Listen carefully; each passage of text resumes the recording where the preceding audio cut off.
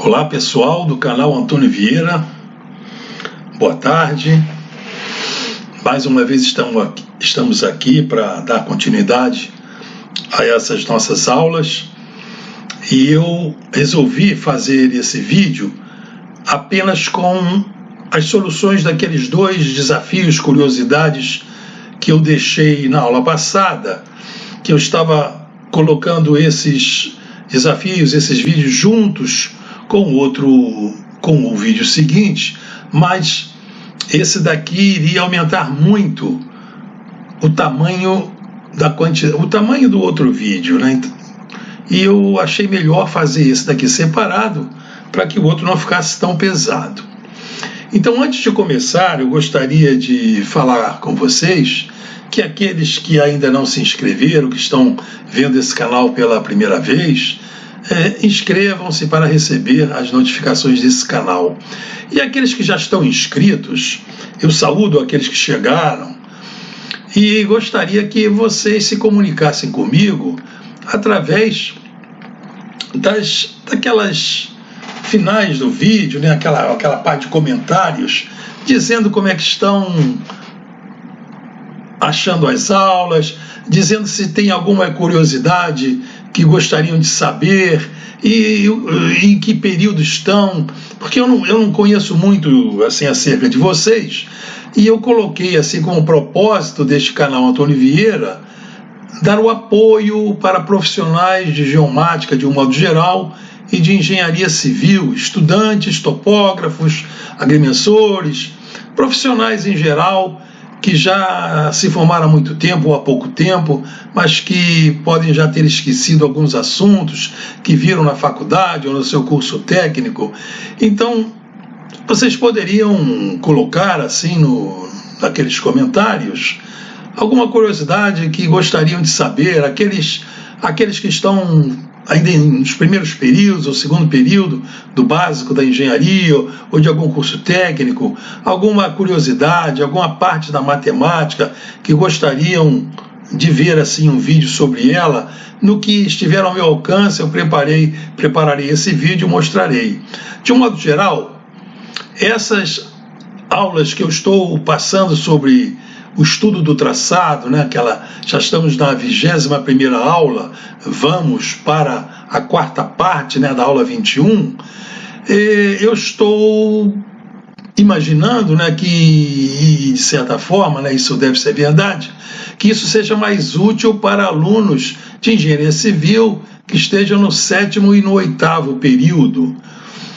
É um assunto, então, que eu procuro colocá-lo assim para que possa melhorar e atender ao processo de ensino-aprendizagem que vocês estejam. Entretanto, eu repito, aqueles outros estudantes e de cursos técnicos ou até do ensino fundamental, do segundo grau, que estejam assistindo, coloquem assim alguma curiosidade, alguma parte que vocês gostariam de saber, que eu atenderei na medida do possível com o máximo prazer. Então vamos a este desafio agora, que basicamente o que ficou na aula passada, né, naquele vídeo passado, ficou basicamente isso. Nós deixamos um desafio, uma curiosidade para saber se o dia solar e o dia sideral, se eles têm o mesmo tamanho, se não, qual é o maior? E também, dentre aquelas estrelas que são visíveis o ano inteiro, né, para um observador numa certa latitude, qual delas dá uma volta em torno do polo mais rápido do que outras? Será que aquelas estrelas mais próximas do polo, como a estrela polar, elas dão uma volta completa em torno do polo elevado em menos tempo do que aquelas estrelas circumpolares mais afastadas do polo? Então foi isso que ficou dito lá para vocês refletirem e vamos tratar disso agora. Então eu coloquei aqui de novo aqueles desafios que ficaram, que eu vou ler aqui, que é o seguinte: num instante do crepúsculo, o fio vertical da luneta meridiana de um observatório astronômico é cortada simultaneamente pelo Sol e por uma estrela. Esse fio materializa o meridiano do lugar. após a rotação da Terra em torno de seu eixo, esses dois astros tornarão a cruzar o meridiano do lugar. Dentre as opções abaixo, assinale a correta. O Sol e a estrela cortarão o meridiano simultaneamente? B. O Sol cortará o meridiano antes da estrela? C. O Sol cortará o meridiano depois da estrela? E o outro desafio, curiosidade, é sobre as estrelas circumpolares. Estrelas circumpolares são visíveis para um observador de um lugar da Terra durante todo o seu movimento diurno. Nessa figura abaixo, duas estrelas estão em destaque, uma bem próxima do Polo Norte e outra mais afastada dele. Então, estaria a figurinha, já vimos na aula passada. E, em relação ao tempo gasto por essas duas estrelas ao redor do Polo Norte, assinale com F ou V se é falsa ou verdadeira, respectivamente, a afirmativa abaixo, justificando sua resposta. Está aqui a afirmativa. A mais próxima, quer dizer, a estrela mais próxima do Polo Norte, corresponde ao menor tempo e alinha com a respectiva justificativa. Então vamos tratar disso. Então nessa figura aqui, nós estamos vendo a Terra em dois instantes de sua órbita em relação ao Sol. Nesse instante, aquele que se fala assim do Sol, né? Essa setazinha azul aqui representa a direção do meridiano do lugar. Então essa direção do meridiano do lugar, ela tem enfiada nessa direção o Sol e uma estrela bem distante. Então o Sol e a estrela cortam simultaneamente o meridiano do lugar. Se a Terra tivesse apenas movimento de rotação, se ela não se movesse na sua órbita, ao girar aqui uma volta completa, o Sol e a estrela cortariam o meridiano simultaneamente. Mas vemos que isso não acontece. Então, uma daquelas opções já foi descartada, porque a Terra tem um movimento de translação. Enquanto a Terra gira na sua rotação, ela tem uma translação na sua órbita. Ela translada. Ao transladar, num determinado instante que ela está dando esse seu giro, como a estrela está muito distante, essa estrela vai completar 360 graus no seu giro. Mas o Sol, ou por outra, o meridiano ainda não está na direção do Sol, essa setinha verde. Então a setinha estaria aqui nessa paralela, nessas duas retas paralelas, e a setinha, quer dizer, a Terra ainda teria que girar um pouquinho mais para que o Sol cortasse o meridiano. Esse ângulo que a Terra tem que girar um pouquinho mais é de quase 1 grau. Então esse está aqui já, como se fosse já uma colocação da questão. Já eliminamos uma das opções. Aqui eu faço aqui uma recordação do conceito do que seja o dia solar e o dia sideral. O dia solar tem como referência, né, o Sol, e ele corresponde a duas passagens sucessivas do Sol pelo meridiano do lugar. O que ele fez aqui. Aqui, então, foi um dia solar. E o dia sideral, duas passagens sucessivas da estrela pelo meridiano do lugar. Estamos aqui, já tem as duas opções assim. O dia solar é mais longo. Nós já estamos vendo aqui que depois que o dia sideral completa seu giro aqui de 360 graus, que a estrela, né, essa estrela aqui completa 360 graus em torno da Terra, o dia solar ainda tem que aumentar um pouquinho para completar aqui, vendo-se o Sol. Então esse pouquinho está aqui, coloquei em tempo esse valor desse ângulo, são 3 minutos e 56 segundos em que o dia solar é mais longo por causa da translação da Terra. Então vamos ver como é que se chegou a esses valores. aqui temos a variação em graus a cada dia solar. Então, 360 graus que a Terra faz a sua translação em torno do Sol em um ano, vai nos permitir saber quantos graus ela gira por dia. Então, o ano tem 365,25 dias. Já falamos isso em outras aulas, que esse 0,25 aqui ao final de 4 anos, completa um dia, é o ano bissexto, e é colocado no mês de fevereiro. Então, dividindo esses 360 graus por esse número de dias solares do ano, ficamos então com a quantidade de graus por dia solar. É aquele 0,986 que aparece na figura. Vamos ver então a variação em tempo solar, a cada dia solar. Então, esses 360 graus por dia estão para 24 horas solares, assim como aquele pequeno ângulo de 0,986 graus por dia está para o tempo, um x em horas solares.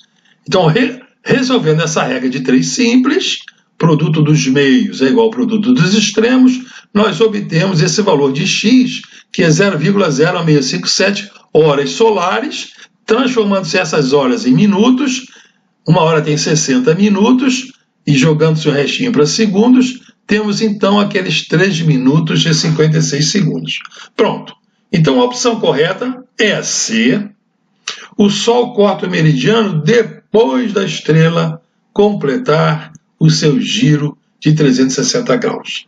É aquele segundo desafio. Vamos agora ao das estrelas circumpolares. Então, estrelas circumpolares são aquelas estrelas que giram em torno do polo elevado em todo o seu movimento diurno.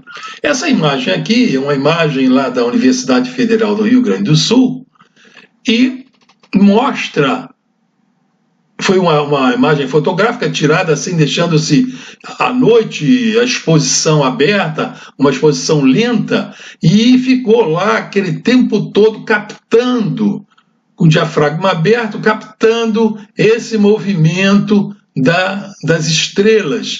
Cada círculozinho branco desses aqui é uma estrela dando sua volta completa em relação, né, tendo o polo elevado como centro. Uma foto como essa eu vi já há muitos anos, não me lembro quando, ali no Rio de Janeiro. Ela foi tirada ali no bairro de Botafogo, talvez o observador, a câmera fotográfica estivesse no Mirante de Santa Marta, em Botafogo, e o fotógrafo, artista, né, ele conseguiu uma posição em que o polo elevado estivesse coincidindo com a cabeça do Cristo Redentor. Então ele vendo onde estava a constelação Cruzeiro do Sul, e a constelação Cruzeiro do Sul permite que se possa saber onde está o polo elevado, aquela distância entre as duas estrelas mais afastadas da cruz, elas, aquele módulo repetido assim umas 4 vezes, chega aqui a um ponto que é o polo elevado. Ele então deve ter ido ajustando a sua máquina de modo a fazer a coincidência daquele Morro do Corcovado e a imagem do Cristo Redentor aqui no polo elevado, e ficou uma imagem muito bonita, uma imagem artística, em que esses arcos, esses círculos concêntricos ficaram tendo como centro a cabeça da imagem do Cristo Redentor. Isso é uma curiosidade que eu falo para os senhores, né? Então, digo eu aqui, no seu movimento diurno em torno da Terra, as estrelas, elas têm trajetórias circulares, são síncronas, elas formam um movimento, elas têm um movimento circular e uniforme. É um movimento aparente, na realidade, quem tem esse movimento é a Terra, é o seu movimento de rotação. A Terra faz uma rotação em 24 horas. Essa rotação da Terra é que dá esse efeito do movimento circular das estrelas. E a Terra tem um período de rotação de 24 horas, então o período de rotação de cada estrela dessa é sempre o mesmo, de todas elas, 24 horas. Então, sobre aquela afirmativa, a estrela mais próxima do polo corresponde ao menor tempo para dar uma volta, então é falsa, porque todas as estrelas, elas demoram o mesmo tempo para dar uma volta na sua trajetória. Isso se dá porque as estrelas estão muito afastadas em relação à Terra. Naquele primeiro desafio, havia assim uma diferença porque estávamos considerando o Sol. E ao considerar o Sol e a Terra, então esse diâmetro da órbita da Terra, né, ele é considerável, assim como o diâmetro da Terra. Mas numa escala como essa, em que está se querendo apenas examinar o movimento de uma das estrelas, o diâmetro da Terra não existe, o diâmetro da trajetória da Terra não existe, fica tudo muito assim desprezível, zero, porque as estrelas estão muito longe. Em relação a esse afastamento das estrelas em relação à Terra, eu me lembrei agora de uma curiosidade que eu gostaria de passar para os senhores. Ela trata-se de um caso, né, que se passou com um cientista de ficção científica russo, Isaac Asimov. É um cientista que escrevia sobre ficção científica. Nos últimos tempos ele fez muitos romances sobre robôs, né, aquelas leis da robótica, uma série de coisas. E conta-se que ele tinha um trauma em relação a garotos, assim, a garoto de 12 anos, garoto de 6ª série, de ensino fundamental, e que ele ficou com esse trauma numa palestra que ele estava dando para uma plateia muito grande, né, de adultos, né, mas enquanto ele fazia lá a palestra dele sobre astronomia, ele viu um braço levantado no meio da palestra. Ele de rabo de olho olhou, desconfiou que era um garoto e ele, esse garoto vai perturbar aqui, pô. E não tomou conhecimento, mas o garoto foi insistente, ficou em pé com o braço levantado, aí não deu para o Isaac Asimov não fingir, né? Fingir que não estava vendo o garoto, né? Então ele foi e perguntou, interrompeu a palestra e perguntou o que o menino queria fazer. O menino então fez a seguinte pergunta: professor, eu gostaria que o senhor me dissesse que estrela